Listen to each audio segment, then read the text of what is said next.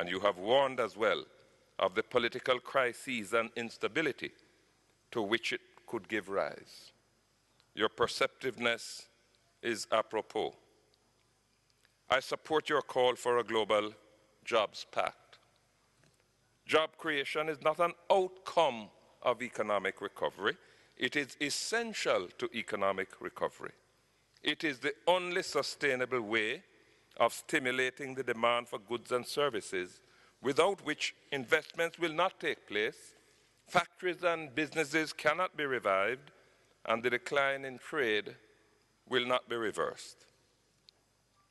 This both provides the path to recovery, and at the same time it explains the cause of the crisis. For too long, unregulated financial markets have been engrossed in creating artificial wealth, unsupported by real output or real jobs. The phenomenon of jobless growth is not merely a factor of improved technology.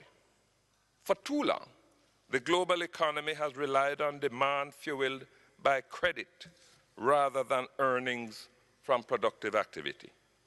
Financial instruments and derivatives have been created, packaged alluringly, and sold as assets having nothing to do with making two blades of grass grow where only one grew before, or creating a job for a person who had never been employed before.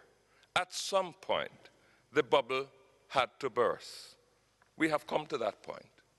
That bubble has burst. What is to be done next? And who is to do it? We may have wandered into this situation. We cannot expect to wander our way out of it. The severity and complexity of the current crisis can be measured by the fact that few analysts, no matter how eminent, seem to be able to agree on how long it will last or how to fix it. The crisis originated in the banking sector and then spread like a pandemic throughout the rail sector. Unlike other financial crises we have seen before, this one is not confined to particular sectors, markets, or regions. It is worldwide.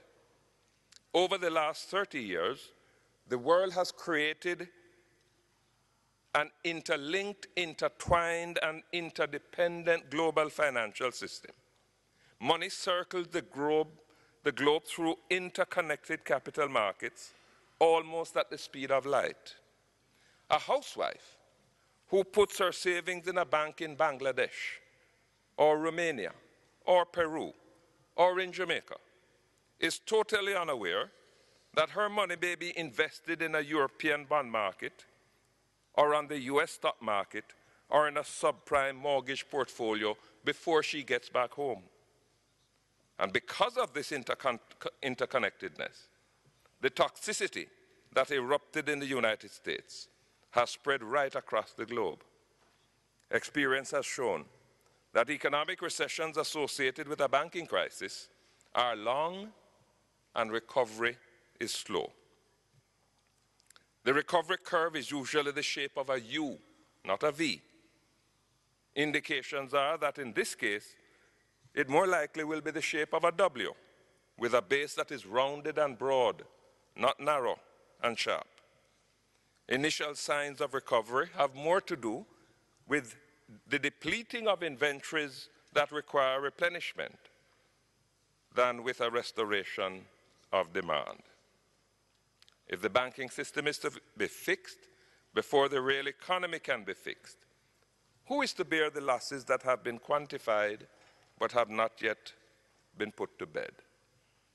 Losses in terms of asset values are estimated at more than $50 trillion, more than 3/4 of the gross domestic product of the entire world. That is not money belonging only to corporate conglomerates. It includes money that represents the savings, investments, and pension funds of millions, indeed billions of people, including ordinary working people throughout the world, who are now $50 trillion poorer, many of them completely wiped out. If asset holders are to bear these losses, it will be a long time before confidence returns for banks to resume lending, for investors to start investing again, and for consumers to be able to start spending again, all of which are critical preconditions for economic recovery. But if governments are to absorb these losses, the impact on fiscal deficits and debt burden will militate against economic recovery and growth, not to mention the political hazards to be encountered if taxpayers are called upon to bear the consequences of a crisis they did not cause. It is a moral hazard. It is a policymaker's nightmare. Our focus cannot be just on weathering the storm, on riding out the crisis. Nor should we hope for a return to the good old days of the pre-crisis era. The mistake that those good old days allowed to happen must not be allowed to happen again. The leaders of the world have already acknowledged that the global financial system needs to be overhauled. The widely held view of the last quarter of a century that markets are best left to regulate themselves has been discredited, but there is no consensus as to what should replace it. The Bretton Woods institutions established in the wake of an earlier global crisis may have been appropriate to that time and circumstance. They proved incapable of averting or even anticipating the current crisis. And in their current modalities, they are unlikely to be able to get us out of it. The role of the IMF as the sentinel of the world's financial practices has been usurped by rating agencies whose assessment of some market instruments itself contributed to the financial meltdown. World Bank lending has not kept pace with the demand for development financing, with the result that countries have turned increasingly to commercial markets where short-term deposits are aligned to long-term lending through variable rate instruments.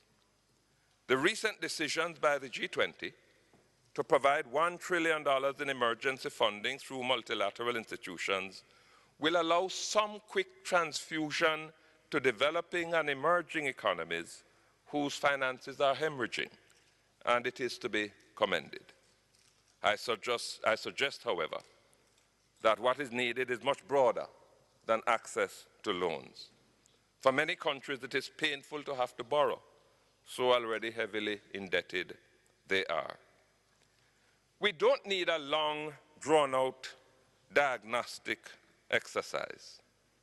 That was already done. It is these diagnostics that inform the identification of the Millennium Development Goals. What is missing, as we find so often, is the will to provide the policies and resources to support the achievement of these goals. The developed countries had undertaken to commit 0.7% of their GDP to official development assistance. Most of them are still far from that target. Developing countries had undertaken to include these Millennium Development Goals, to integrate them in their national priorities and fiscal expenditure. Many of them have failed to do so. Even if all of these commitments had been honored, it is unlikely that the MDGs would have been achieved on a sustainable basis because the underlying structural deficiencies and capacity issues would not adequately have been addressed.